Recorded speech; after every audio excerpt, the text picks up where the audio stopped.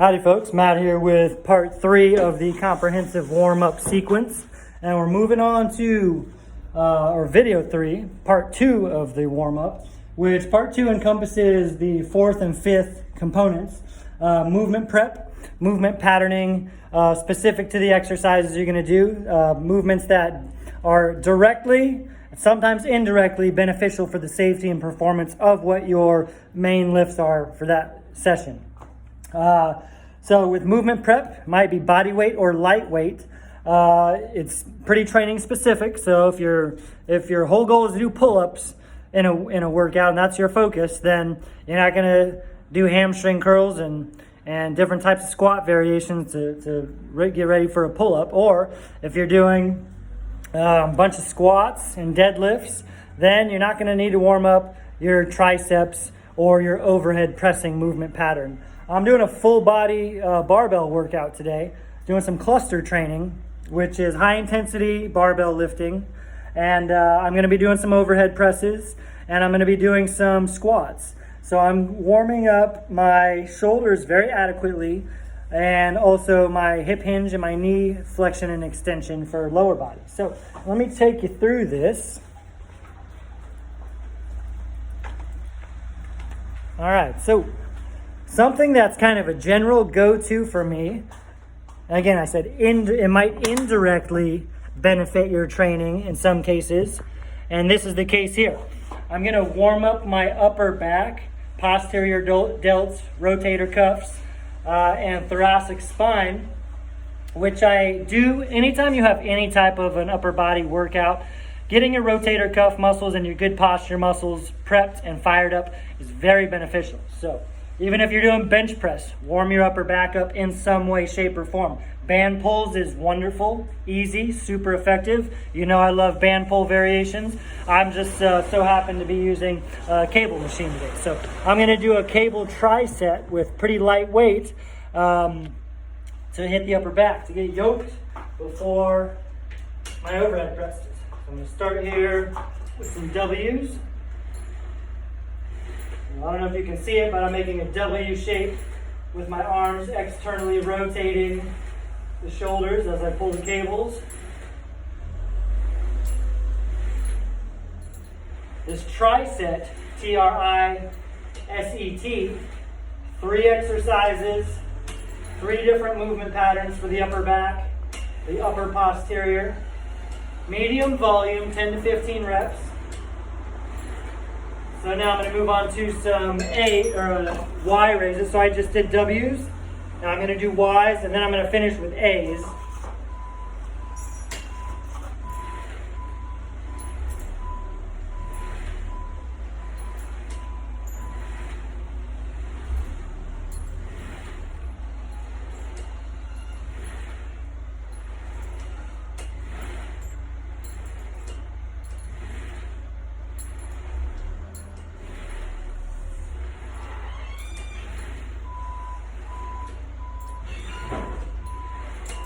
Oh, starting to build a burn here, and a tri-set does that. It's low intensity, but doesn't mean it's easy. I'm really getting my upper back fired up.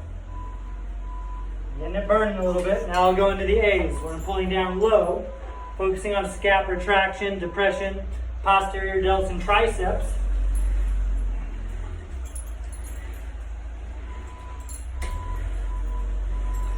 Notice that movement prep work specific to your workout, these might not be full body exercises. You're touching base on odds and ends that will be beneficial in your bigger lifts. My big heavy compound lift is an overhead press, and firing up my upper posterior is very beneficial for overhead pressing, overhead stability and strength. Now, when it comes to overhead pressing, triceps are heavily involved. So I'm actually going to do some tricep extensions to get my triceps turned on. Since I'm on the cable machine, I'll just stay here. Conventional tricep extensions in. And the weight is not heavy, but I am contracting, squeezing, and working on my mind-muscle connection, which will be very beneficial in the workout.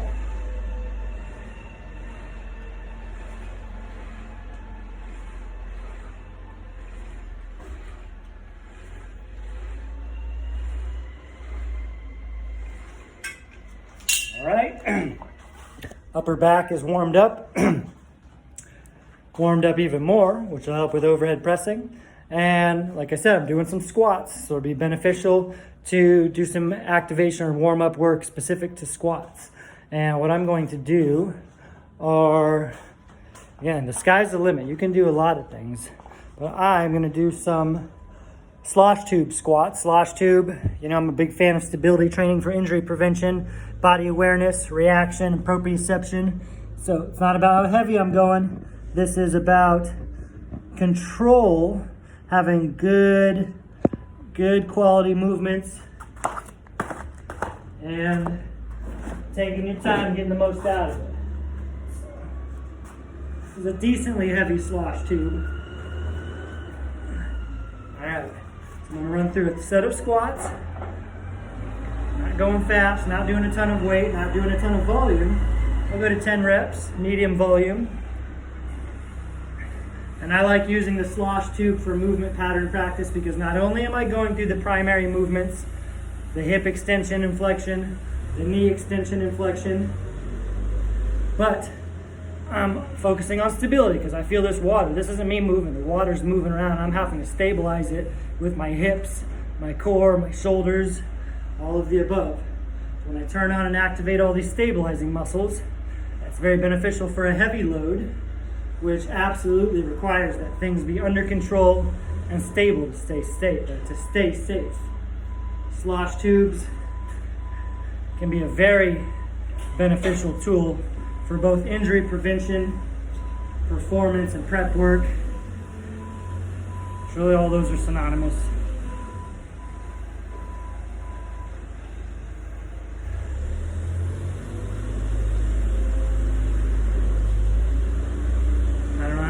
That is, but it's good. All right.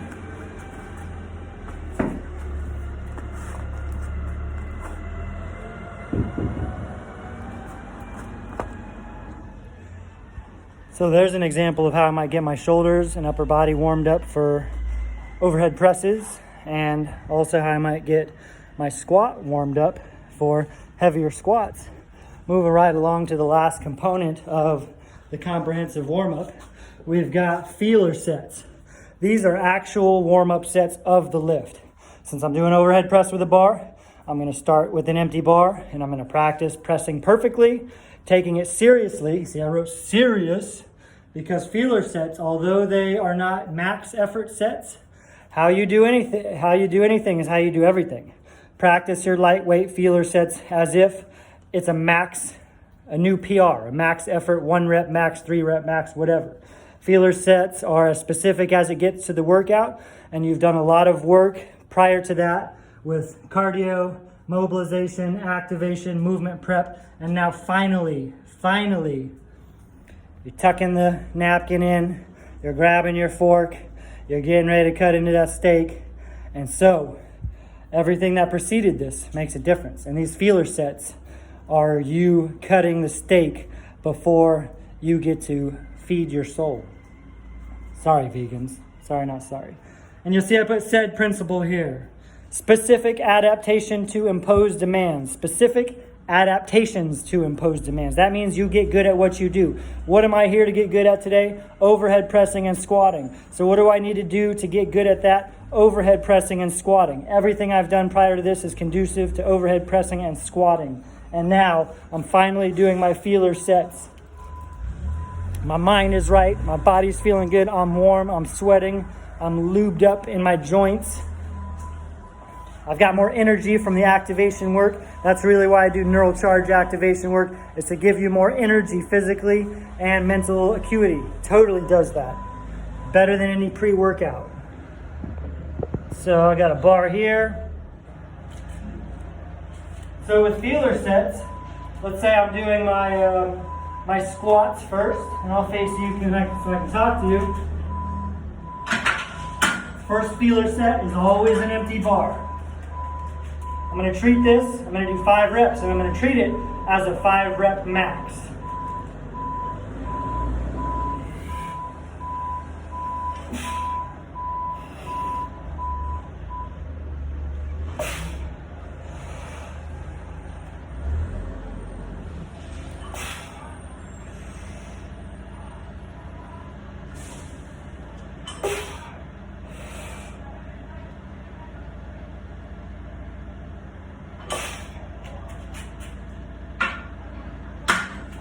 Now I did everything with that empty bar as thoughtfully as I would with a heavy loaded bar, because this is what's prepping me to do the safest, heaviest weight today, what I'm capable of doing today.